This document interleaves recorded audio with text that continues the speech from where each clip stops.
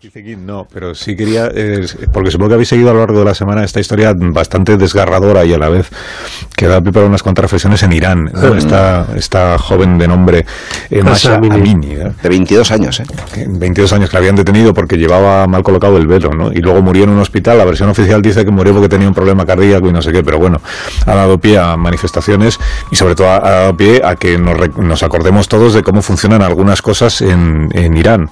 ¿Cómo funcionan algunas cosas? El presidente de Irán tenía una entrevista con Cristiana Manpur de la CNN y no se ha presentado en la entrevista, o se ha ido porque ella se ha negado a cubrirse la cabeza.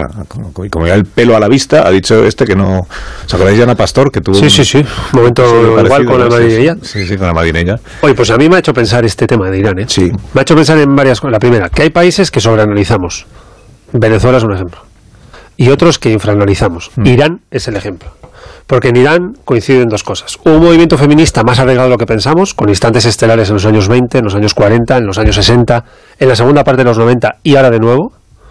Y una teocracia de leyes tribales premodernas, donde operan valores como por ejemplo el del ojo por ojo o la lapidación de las mujeres, donde el Estado controla hasta el cuerpo de la mujer y toda su intimidad.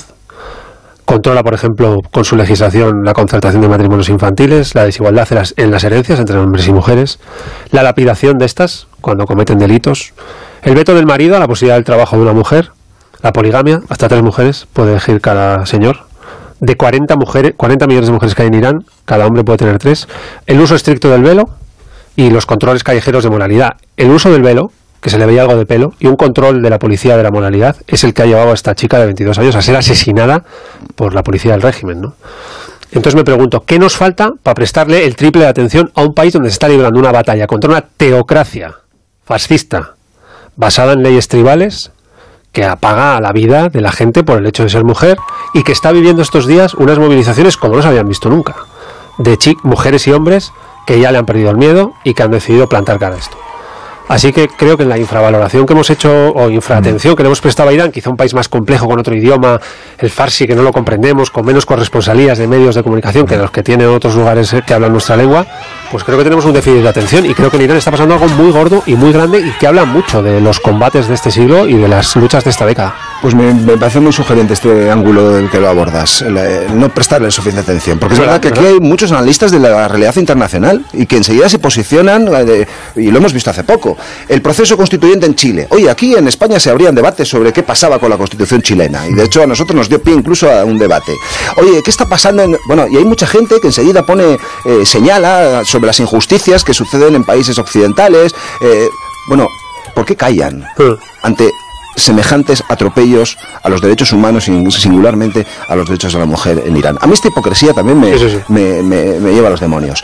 A partir del año 79, después de la Revolución Islámica, hay un cambio en Irán que pasa a un país con sus problemas, obviamente, que tenía, pero en términos de libertades y singularmente de la libertad de la mujer, pasa de estar a color a blanco y negro.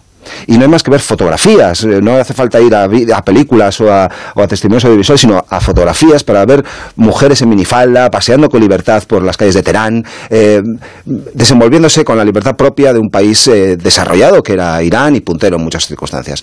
Después de la Revolución Islámica, hoy tenemos. Pero hay también dentro del horror un ejemplo luminoso, pues sin duda, de esa libertad, de ese coraje, y como vivimos en una parte del mundo afortunada, y con nuestros problemas y con nuestras debilidades, conviene darse cuenta cuando vemos discursos que son de cartón piedra y que son evanescentes, y grandes palabras que luego no contienen nada, qué sucede en aquellos países, qué coraje tienen mujeres que defienden su libertad, sin duda, a una costa de su seguridad y de su vida. Y es luminoso. Y vamos a ver qué sucede. Ojalá aquello termine bien, ojalá acabe con el derrocamiento de este régimen tirano y teocrático, pero el ejemplo que están dando al mundo entero es luminoso. ¿Quién pone canción para terminar hoy?